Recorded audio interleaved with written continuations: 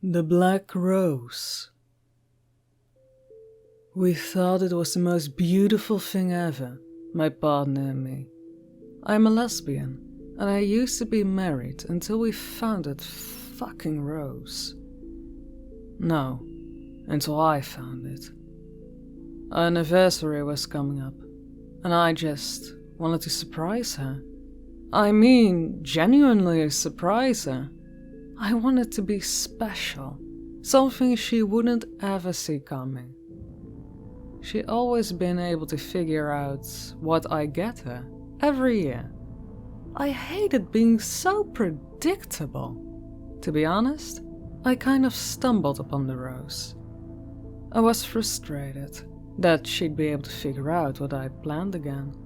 I decided to take a walk to cool off. It was dusk at the time, and getting dark soon. There's a trail near our house that I used to like to walk on. It was, while whiling on it, did it make itself known to me. That itself much of an aggregation. It came across a clearing. The way it glinted in the moonlight was mesmerizing. At the center was a rose. I wasn't going to take it at first, other than I thought it was odd for a single rose to be there. It didn't strike me as unique. However, the more I stared, the more I realized there was something unusual about it. By illuminating it with my phone's flashlight, I discovered that it was completely black. I couldn't believe it. I heard of them but never found any confirmation that they existed. Until then, I pictured how it would be sitting in a vase on our kitchen table, and I got the idea that Laura would love it as a gift. I wanted it to be in perfect condition when I gave it to her, so I got it free with my pocket knife. We used to live in a rough area, and I've been carrying one out of force of habit.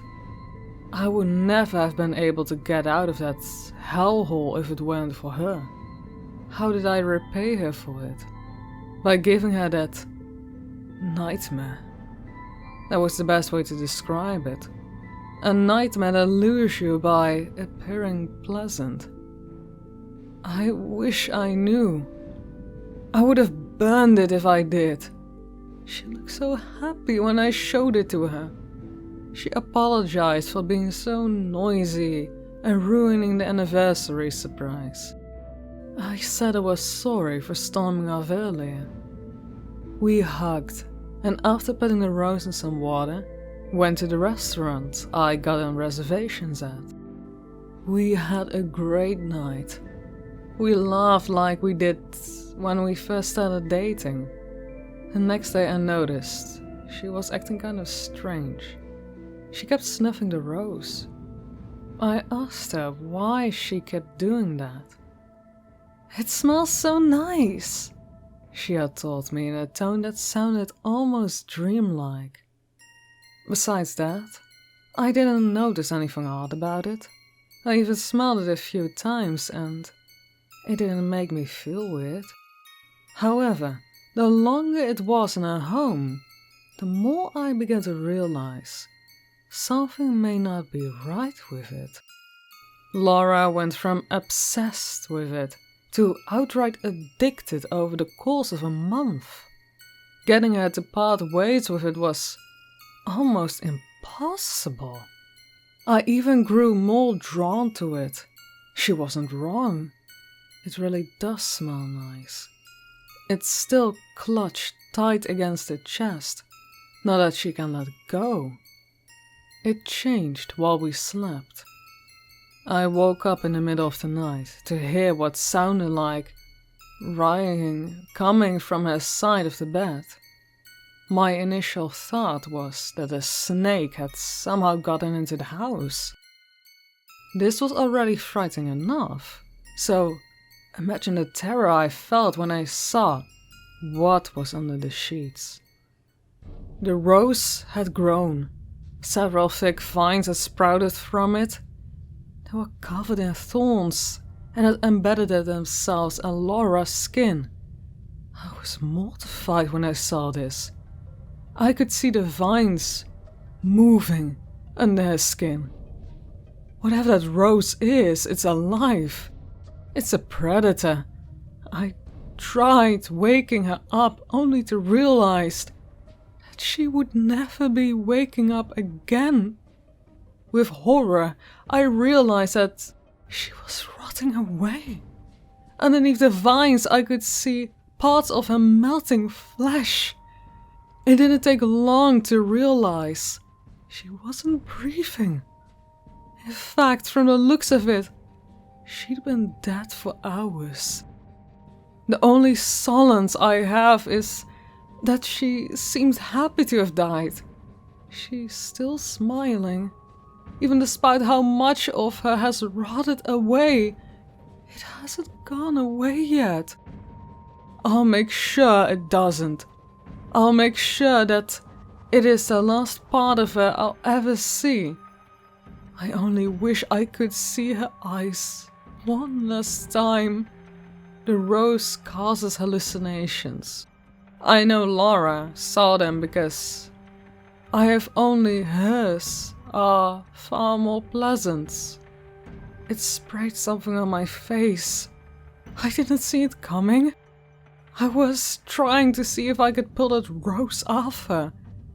That only succeeded in ripping a piece of his skin. As I did, I felt something misty spraying my face. I looked at it. My heart stopped when I saw grinning mouth like needle green thorns making up its teeth. I could have sworn I saw it grinning at me.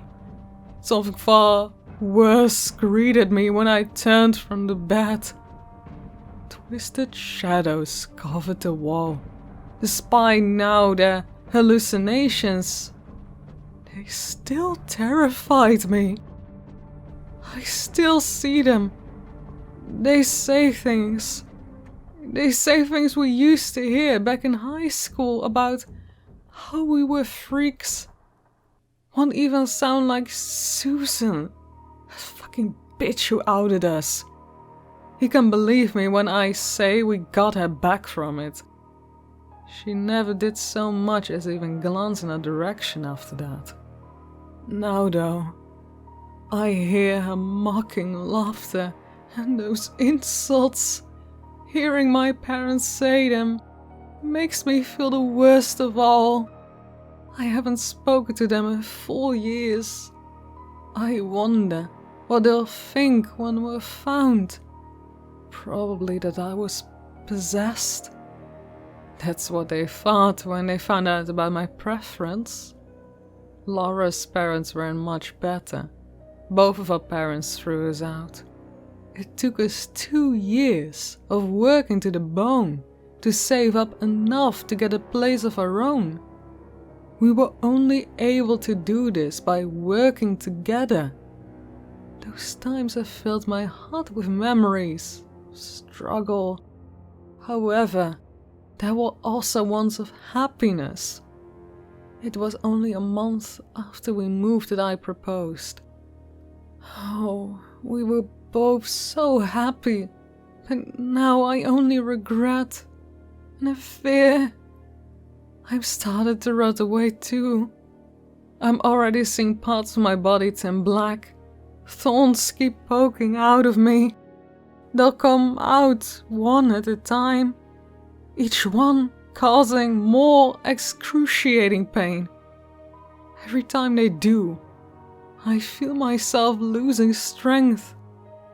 That's why I'm tired of others who might find that black rose. Do not touch it. Burn it if you can. That's something I'm going to do after I post this. There are some matches and a lighter in the kitchen. I'll use them to make sure that thing turns to ash And not only it, I can feel it moving in me as well. It's grown out of Laura's body and is taking up most of the bedroom. I don't want to know how much it would spread if I let it. Small vines have begun poking out of me. They almost seem to have a mind of their own, and I fear if I allow them, they take me over. They feel so wrong. Each time they wriggle, I want to cut them out, but that wouldn't do me any good. The only thing I can do now is make sure it dies here. I'm sorry, Laura. If it weren't for me, this wouldn't be happening. It's too late now. I'll go get her now and cover the room with lighter fluid. And after I struck the match, I'll hold her hand as the flames spread, consuming both of us. Can anything be more beautiful?